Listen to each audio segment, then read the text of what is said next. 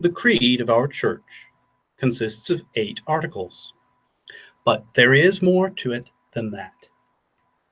It concludes with a 3-fold repetition of a mystical monosyllable. I'm going to chant that 8 times now, and I welcome you to join me. Om. Om.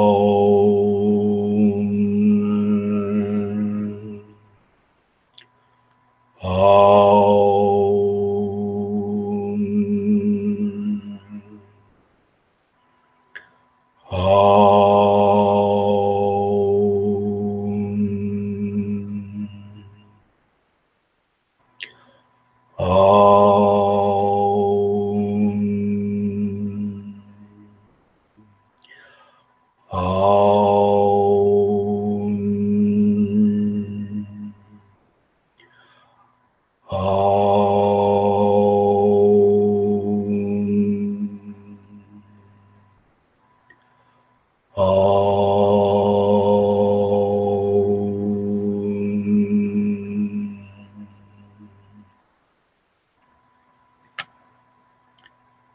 Our saint, Forlong Dukes, wrote in an article highlighting the Vedic origins of this word, which he and many since spelled O-M.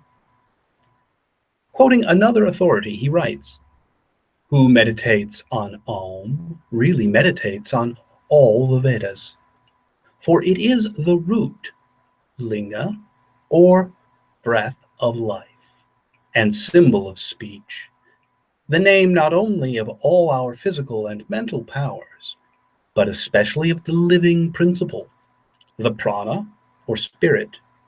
It is the akasha, ether, or origin of all things, one of the earlier and less perfect names of Brahma."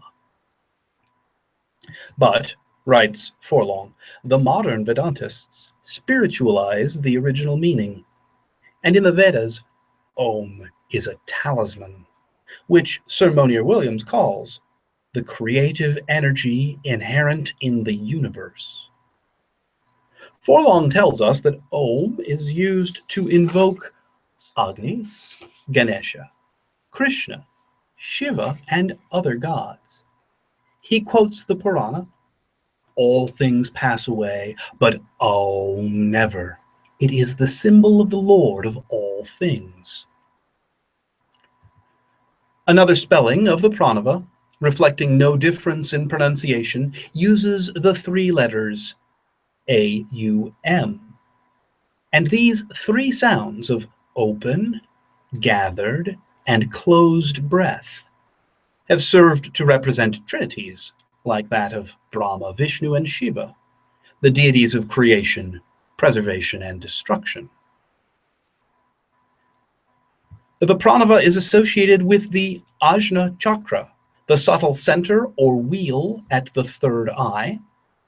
In the Sat Chakra Nirupana, we are told that in the 2-petaled lotus of the Ajna is Om, which is described as the first bija of the Vedas, which is the abode of the most excellent Shakti, and which by its luster makes visible the Brahma Sutra. In the Shiva Samhita, the yogi is instructed to destroy the multitude of the karmas by the pranava and to come to liberation in a single lifetime. In the preeminent classic of yoga literature, Patanjali offers the pranava as an instrument of attainment and says, "The word that manifests God is Om." Swami Vivekananda, in his commentary on Patanjali, emphasizes the universal quality of Om. The word, he writes, has been retained at every stage of the religious growth in India and has been manipulated to mean all the various ideas about God. Monists, dualists, monodualists, separatists, and even atheists have taken up this Om. Om has become the one symbol for the religious aspiration of the vast majority of human beings. From Indian religion, the mantra Aum has been taken up into the teachings of European occultists. The founder of modern occultism as such, our saint, Alphonse Louis Constant, wrote as Eliphas Levi regarding an unusual anthology of Upanishads translated through a Persian edition called Upnekat, that this text was the progenitor of all grimoires and the most curious among the antiquities of the Goetia.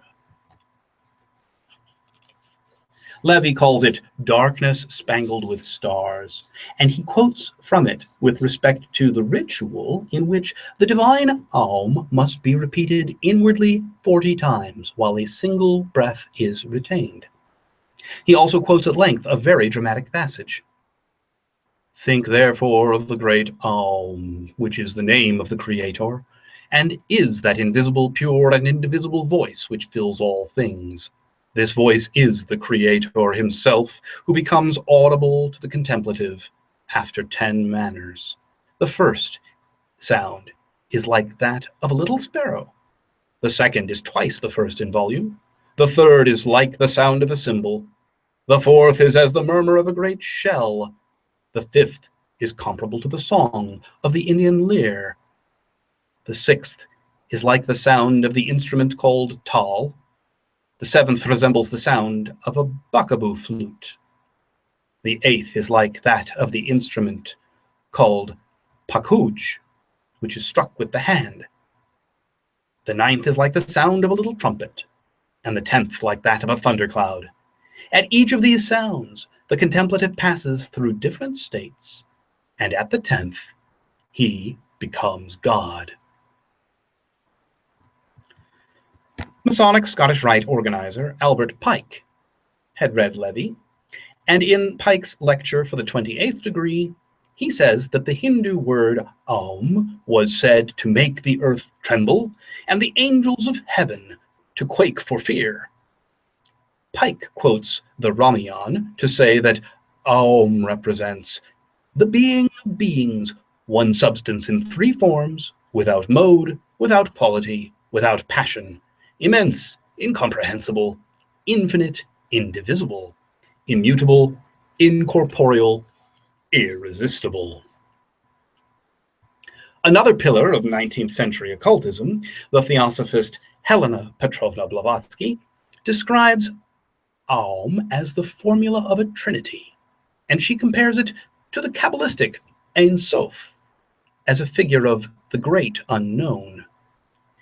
In her Voice of the Silence, which Crowley studied carefully, she refers to the Hindu Kalahamsa as the great bird, which is not born nor dies, but is the Aum throughout the eternal ages. And this bird of life is the swan that appears identified with Aum in our Thelemic holy books. A later celebrity of the Theosophical Society, Bishop Ledbetter of the Liberal Catholic Church, provided a metaphor for the use of the word Aum. The special effect of this word, he writes, when properly sounded at the beginning of meditation or in a meeting, is always like a call to attention. It arranges the particles of the subtle bodies in much the same way as an electric current acts upon the atoms in a bar of iron. Before the passing of such a current, the ultimate atoms in the metal lie pointing in various directions, but when the bar is magnetized by the electric current, they all turn over and lean in the same direction. Just so, at the sound of the sacred word, every particle in us responds, and we are then in the best condition to benefit by the meditation or study which is to follow. Human and non-human, who at once gather round, some with understanding of the meaning and power of the word, and others brought by the strangely attractive sound. And this idea of Ledbetter's, that Aum should serve as a call to attention to come before sacred work in a group, has a clear connection to the way that we use it in the Mass, chanting it before the priestess enters. Ledbetter also writes about Aum as a formula of 4 parts rather than 3. He points to one of Blavatsky's footnotes, citing an edition of the Rig Veda, to anatomize the written word Aum in Sanskrit, where the marks corresponding to A and U are the wings, the M represents its tail, and the silent ardhamatra, or half meter, is its head. Aleister Crowley likewise expands the number of characters involved in this important formula, thus giving us the 5 letters A-U-M-G-N involved in the Aum of our creed. He analyzes the 3-lettered Aum on phonetic and Kabbalistic principles as a formula suited to the old eon. The expression, he says, of a dogma which implies catastrophe in nature. In order to remedy this defect, Crowley adds G and N, explaining, now it so happens that the root GN signifies both knowledge and generation combined in a single idea, in an absolute form independent of personality. The letter G is silent, as in our word gnosis, and the sound GN is nasal, suggesting therefore the breath of life as opposed to that of speech. Impelled by these considerations, the Master Therian proposed to replace the M of Aum by a compound letter MGN, symbolizing thereby the subtle transformation of the apparent silence and death, which terminates the manifested life of the Vav by knowledge. The Virgin Moon and the serpent, furthermore operating to include in the idea a commemoration of the legend so grossly deformed in the Hebrew legend of the Garden of Eden. Crowley goes on to ratify the soundness of his change by noting that the compound letter MGN has the numeric value of 93, equal to Thelema itself. He also adds the full 5 letters of AUMGN to arrive at the number 100, which he tells us, as initiates of the sanctuary of the Gnosis of OTO are taught, expresses the unity under the form of complete manifestation by the symbolism of pure number, and mysteriously indicates the magical formula of the universe as a reverberatory engine for the extension of nothingness through the device of equilibrated opposites. One pair of such opposites, he observes in a footnote, are the Hebrew letters Kaf and Pe, which, transliterated into Greek, serve as the initials for the Greek words denoting vulva and penis. He also notes that the Hebrew Kuf is 100, and he discusses the tarot trump, the moon, as a synthetic glyph of the subtle energies employed in creating the illusion or reflection of reality, which we call manifested existence. Crowley concludes his description of Aum by declaring it to be a mantra of terrific power, by virtue whereof the student may apprehend the universe and control in himself its karmic consequences.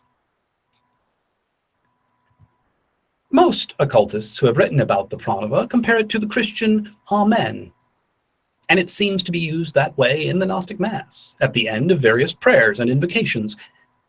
And Christian creeds conclude with Amen, just as ours does with Aum. The word Amen means so be it in Hebrew. When we say so mote it be in the Gnostic Mass, it is really just an English version of Amen. In early Christian liturgies, each communicant would reply after tasting of the Eucharist, Amen, so that it was used as a formula in the place where we say, there is no part of me that is not of the gods. In his Book of Lies, Crowley makes the word Amen into the entire text of the final chapter. He puts periods after each letter to suggest a formula concealed, but he does not explain the formula. proposing instead in his commentary that the final mystery is always insoluble. In the Apocalypse, Amen is in fact a name or title of the one like unto the Son of Man, who calls himself the Amen, the faithful and the true witness, the beginning of the creation of God.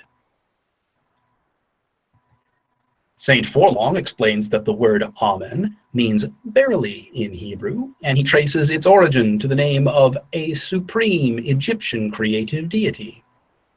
Forlong observes that in the Ammonium of the Libyan desert, Amen appears as a black lingam. The name in Egyptian, he says, means hidden, and the Romans identified Amun with Jupiter. And this same god, Amun, appears as one of our saints. Now, at some points in our rituals, we chant a single Aum, but in the Creed and at other times, we repeat it thrice. On the function of repeating the Pranava, a helpful Rishi explains, by constant repetition of Aum, its meaning is born into the consciousness and perception. Thus, the mind of the yogi becomes one-pointed and balanced in equilibrium, and partakes of the Aum which it contemplates. Amen is also tripled in many liturgies. In our creed, the 3 repetitions of Aum follow the 8 articles of doctrine to make 11, the number of magic. Just as we recited an 8-fold Aum at the beginning of this discourse, I will now conclude with 3 more to make that magic 11. And I encourage you to join me, aspiring to the Ein Sof hour, the insoluble mystery of limitless light beyond the hidden crown. In the name of chaos. Oh.